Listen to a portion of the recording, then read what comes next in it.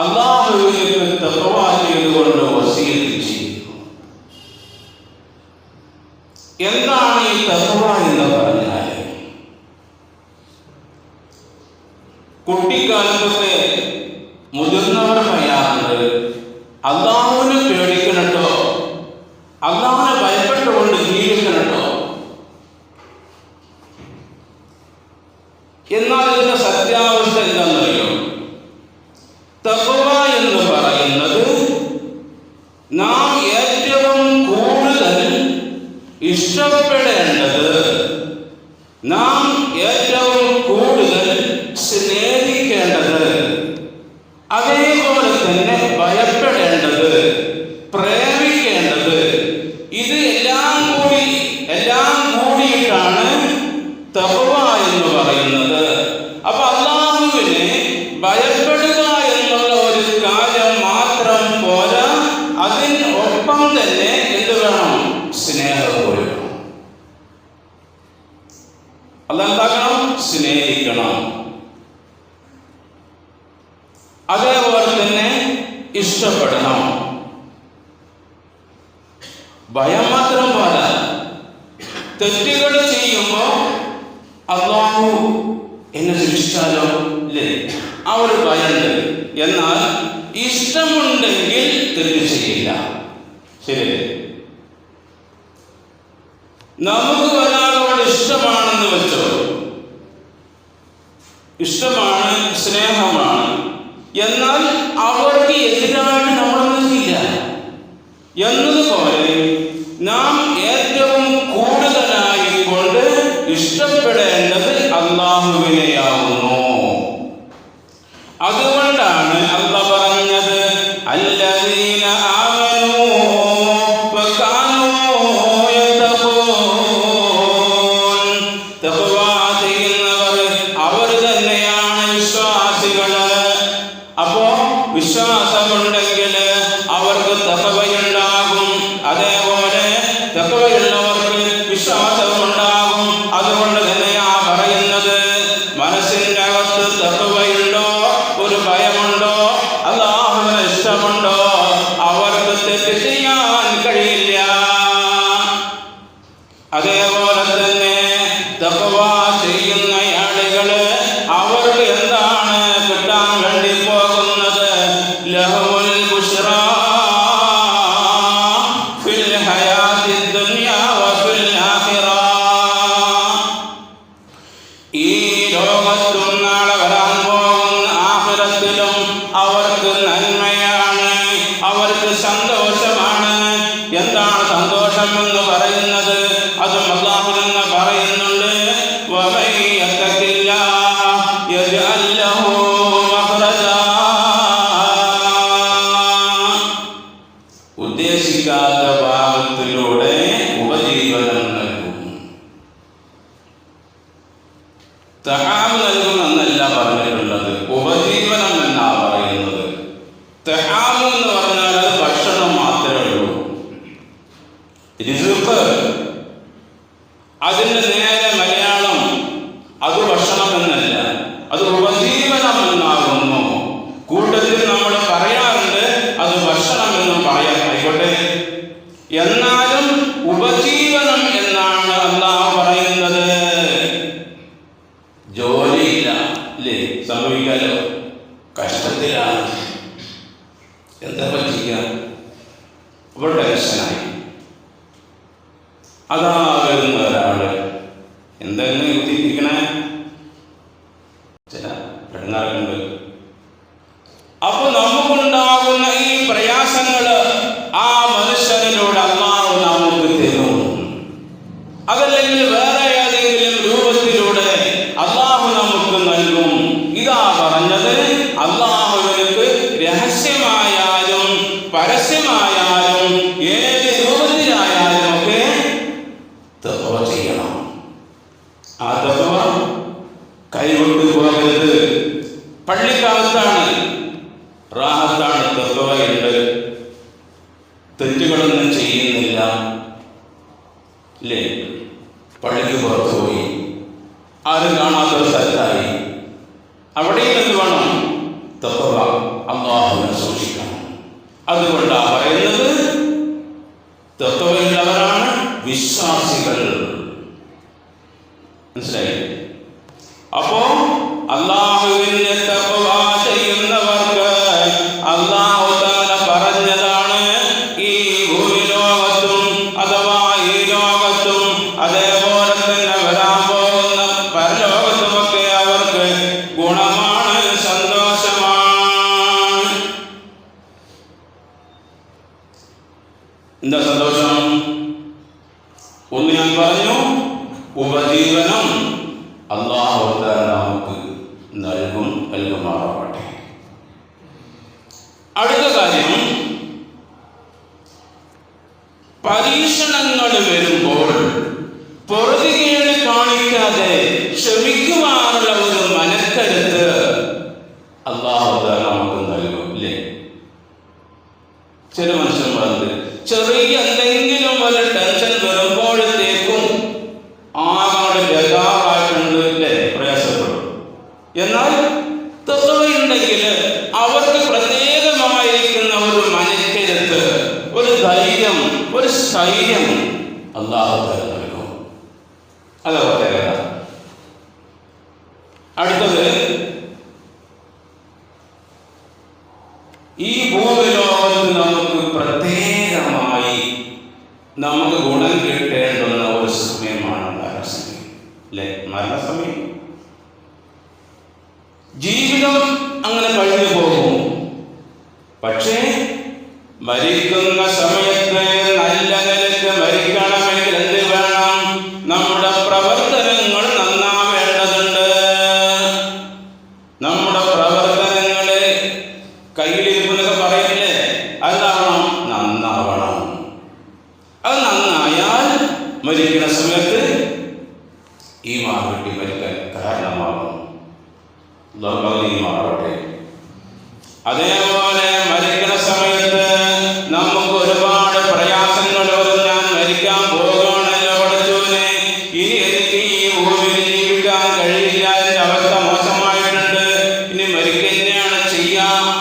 എന്നാൽ ആ സമയത്ത് എന്തോനും നമുക്ക് പ്രയാസമില്ലാതെ അല്ലാഹുവിൻ്റെ മലക്കുകൾ ഒന്നുകൂടെ നമ്മൾ സന്തോഷിപ്പിക്കും. ഇത് ഖുർആൻ പറഞ്ഞതാണ്. അതുകൊണ്ട് തഖ്വയാണ് നമ്മുടെ കൈമുതലെങ്കിൽ നമുക്ക് ഈ ഭൂലോകത്ത് ഒന്നിനും ഭയപ്പെടേണ്ടി വരില്ല. അതിലെ കുറച്ച് കാര്യങ്ങൾ മാത്രമാണ് ഞാൻ പറഞ്ഞിട്ടുള്ളത്. ഇനിയും ധാരാളം വിഷയങ്ങളുണ്ട് പറയാൻ. മരിക്കുന്ന സമയത്ത് ഈമാൻ കിട്ടി മരിക്കാൻ കാരണമാകും. അതേപോലെ തന്നെ നിസ്കാരം കൃത്യമായി നിർവഹിക്കാൻ അതിനും കാരണമാകും.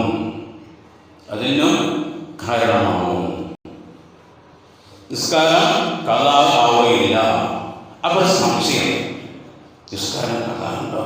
ഇല്ലേ? നിസ്കാരം ഖളാ ഇല്ല കൂട്ടരെ. നിസ്കാരം ഖളാ ഇല്ല.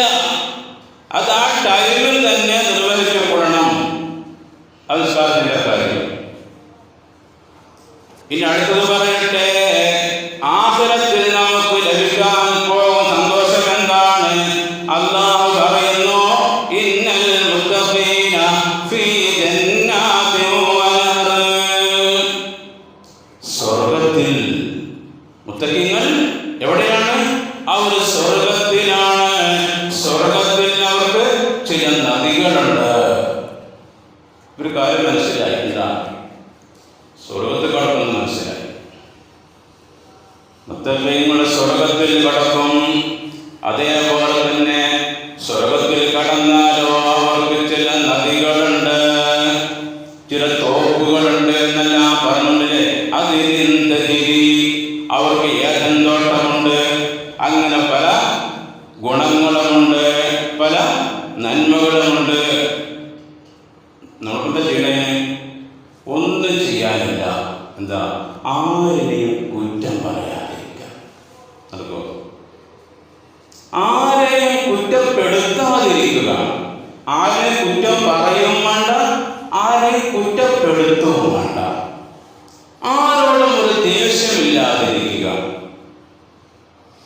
ഇങ്ങോട്ട് ചീത്ത വിളിച്ചവനോട് മാപ്പ് കൊടുക്കുവാനുള്ള ഒരു മനക്കരുത്ത് നാം നേടിയെടുക്കണം, എടുത്തേ പറ്റൂ.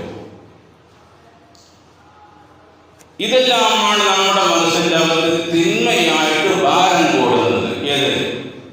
മറ്റുള്ളവരെ കുറിച്ച് എന്തെങ്കിലും മോശമായ കാര്യങ്ങൾ പറയുമ്പോൾ ആ പറയുന്ന കാര്യങ്ങൾ നമ്മുടെ മനസ്സിൻ്റെ അകത്ത് തിന്മയായി ഭാരം കൂടും.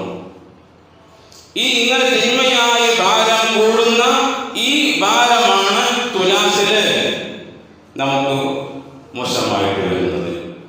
അപ്പൊ നമുക്ക് എന്താ വേണ്ടത്?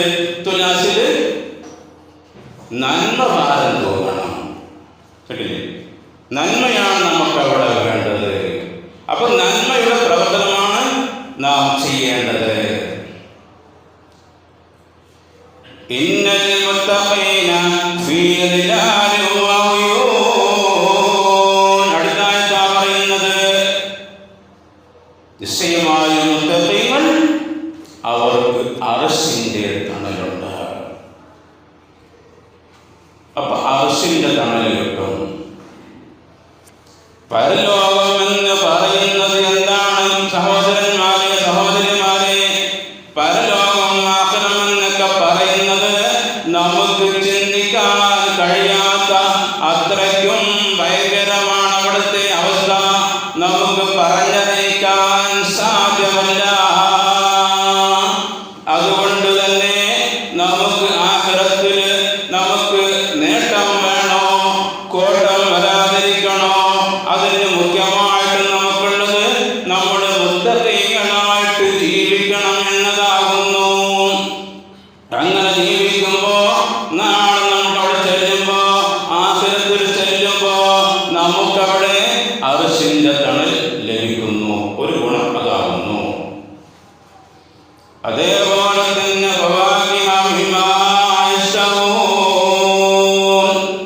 ആഗ്രഹിക്കുന്നതൊക്കെ അവിടെ കിട്ടുന്ന അത് മറ്റൊരു ഗുണമാണ്. നമ്മൾ ഈ ലോകത്ത് ജീവിക്കുമ്പോൾ ജീവിക്കുന്ന സമയത്ത് നമ്മളെ ഒരാള് മെയിൻറ്റാക്കാനുണ്ട്, താങ്ങാനുണ്ട്, നമ്മളെ പരിഗണിക്കാനുണ്ട് എന്ന് ഉള്ളത് തന്നെ നമുക്ക് മനസ്സമാധാനത്തിനുള്ള ഒരു കാരണമാണ് അല്ലേ?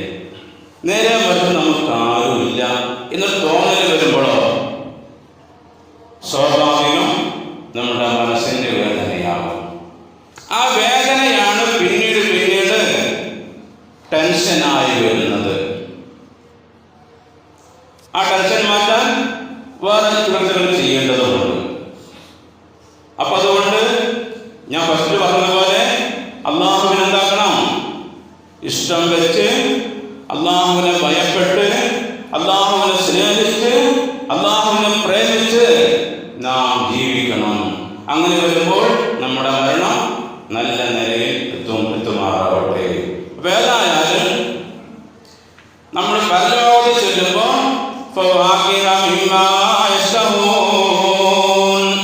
നമുക്ക് ആഗ്രഹിക്കുന്നതെല്ലാം അല്ലാഹു തആല അവിടെ നൽകും. പിന്നെയോ കുലൂ വശ്റബൂ ഹനീഅൻ ബിമാ കുൻതും തഅമലൂൻ. നല്ല രസമുള്ള ഭക്ഷണപാനീയം നമുക്ക് കിട്ടും. അത് മറ്റൊരു ഗുണം. അതിവിടെ അങ്ങനെ തന്നെ അല്ലേ? നമുക്ക് ഭക്ഷണം കിട്ടിയാൽ പോരാ, എന്ത് വേണം? കഴിക്കുമ്പോൾ രസം വേണം. ആ രസത്തിൻ്റെ പേരാണ് വിശപ്പ് അല്ലേ? വിശപ്പില്ലെങ്കിലോ ഭക്ഷണം കഴിക്കുമ്പോൾ രുചി ഉണ്ടാവില്ല.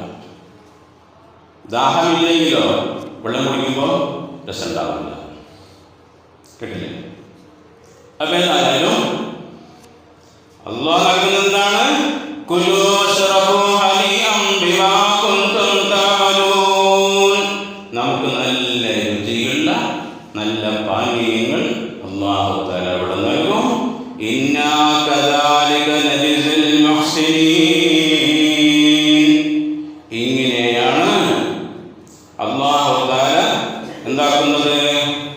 തഖ്വ ചെയ്യുന്നവർക്ക് പ്രതിഫലം നൽകുന്നത്. ആഖിറത്തിലെ വിജയമാണ്. മനസ്സിലാക്കി വെച്ചോളൂ. ഈ ലോകത്ത് വെച്ചുകൊണ്ട് നാം തഖ്വയോടുകൂടി ജീവിക്കുമ്പോൾ നാളെ ആഖിറത്തിൽ ചെല്ലുമ്പോൾ നമുക്കുള്ള നേട്ടങ്ങളാണ് ഈ പറയപ്പെട്ടത്. ഒന്ന്, അർശിന്റെ തണൽ ലഭിക്കുന്നത്. അടുത്ത കാര്യം, നാം എന്താണോ ആഗ്രഹിക്കുന്നത് അത് അല്ലാഹു തആല നമുക്ക് നൽകുന്നത്. ഇതൊക്കെ വലിയ നേട്ടം തന്നെയാണ്. അതേപോലെ ദുനിയാവിന്റെ കാര്യം നോക്കിയാലോ, നാം തഖ്വയോടുകൂടി ജീവിക്കുകയാണെങ്കിൽ അല്ലാഹു നമ്മളെ ഒരു ടെൻഷനാക്കി പ്രയാസപ്പെടുത്തില്ല. പിന്നെ നമുക്ക് വേണ്ടുന്ന കാര്യങ്ങളൊക്കെ അല്ലാഹു തആല ഇവിടെ വെച്ചുകൊണ്ട് ഒരു പരിധി വരെ നൽകും. മുഴുവനും ഈ ലോകത്ത് നൽകുന്ന പലതിൻ്റെ ആവശ്യമില്ലല്ലോ. അപ്പൊ അതുകൊണ്ട് ഈ ലോകത്തെ ചുറ്റുപാടിലുള്ള ഒരു അവസ്ഥ വെച്ചിട്ട് നമുക്ക് വല്ലാതെ പ്രയാസമില്ലാതെ മുന്നോട്ട് പോകാൻ പറ്റും. നാം ചെയ്യേണ്ടത് എന്താണ്? തഖ്വ ചെയ്യുക എന്ന് പറഞ്ഞാൽ രഹസ്യമായിട്ടും പരസ്യമായിട്ടും, പള്ളിക്കാണെങ്കിലും പുറത്താണെങ്കിലും കുടുംബത്താണെങ്കിലും എല്ലാം അല്ലാഹുവിനെ സൂക്ഷിച്ചുകൊണ്ടുള്ള ഒരു ജീവിതം, അതാണ് നമുക്ക് വേണ്ടത്. അതിന് അല്ലാഹു തആല ധാരാളം പ്രതിഫലങ്ങളും നൽകുന്നുണ്ട്.